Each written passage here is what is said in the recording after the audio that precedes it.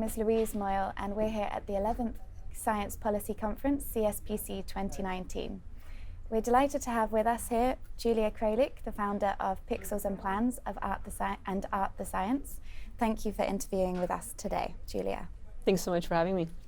So you spoke to us in 2018 about your work with Pixels for Plans and Art the Science, but before this you trained as, I think, a microbiologist? Yeah, I worked in microbiology. Yeah. So what caused you to move from the more academic side of science to the sci-art space? Well, what's funny about that is that I didn't actually make that move. They were both a part of my life for a long time. It's just that I was practicing science for my profession. And then alongside that, in the evenings, you know, if you will, kind of science by day, art by night. So I had an active exhibiting art practice as well. And I also had a design practice. But the pinnacle moment to make the switch came from me choosing to apply my graphic design skills and the way that I started to communicate my science. So first, before I think stepping into the science communicator role and helping other people do that, whether through design or art, it's very much deeply rooted in the scientific methodology that I have learned. Yeah, of course. So later on today, you're going to be moderating the panel Creating SciComm, an interactive session connecting scientists, policymakers, and the public. What are the main aims of this panel? So the biggest takeaway really is to get practitioners to get creative during the conference. That's number one, is just to come in and physically, you know, get their creative juices flowing and think outside the box a little bit and work with their hands and work with creativity. I'd like them to tackle some scientific issues that like current hot topics. So we chose based on the Ontario Science Centre survey, and that's more in the editorial that we have this year. So GMOs, AI, climate change, and vaccines and autism are four topics that we're covering. And so we have distilled some key messages from publications that we have found.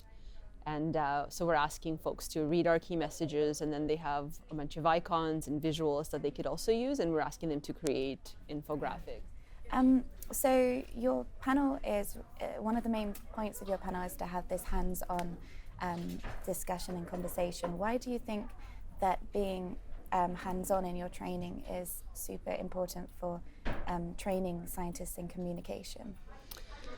I mean, I think even just taking a small step back, there is still, I think that the jury is out on whether or not it is important for the scientist to become a science communicator, or it is important for scientists to seek science communicators. But regardless of whether they take on a role, when you teach anybody, I find that hands-on learning is something that they can then feel empowered to pursue on their own when they go back to their desk or go back to their normal life. I find that if you present something and you're talked at or you see visuals, it's not the same as actually, you know, being confronted with your own self and having to put the work in. For this, I think it was really important to find a methodology that would allow people not just to learn the tips and the tricks of visual science communication, but to provide a gateway for them to try it on their own. You know, it's by no means a perfect system, but I think it's still one that gets them to sit there and think, how am I going to translate these 5 key messages about GMOs into a visual, you know, on one page? So talking of key messages, the CSPC has been thrilled to have you here this year, and I know you were here in 2018. So how do you think the types of messages and conversations that we need to be having in future CSPC conferences needs to change? Like, which key messages do we need to focus on?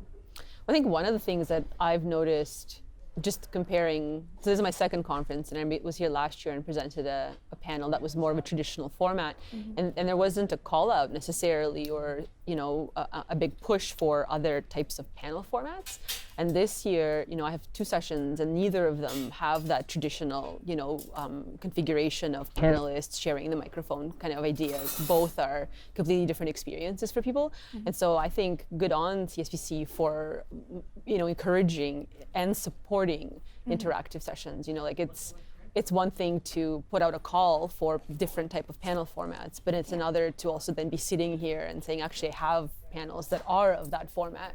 So I think that's a very positive thing, and I mean, that's maybe not talking so much about like the greater science policy space, but in, you know, as an experience for participants for the conference, I think that's huge value added, because when you come to something like this, you can expect a greater, I hope, mixture, right, of experiences, and not just, you know, 4 concurrent sessions of 3 days of being talked at. Yeah, of course. Yeah. Thank you very much for talking with us today. Thanks so Julia. much, Louise.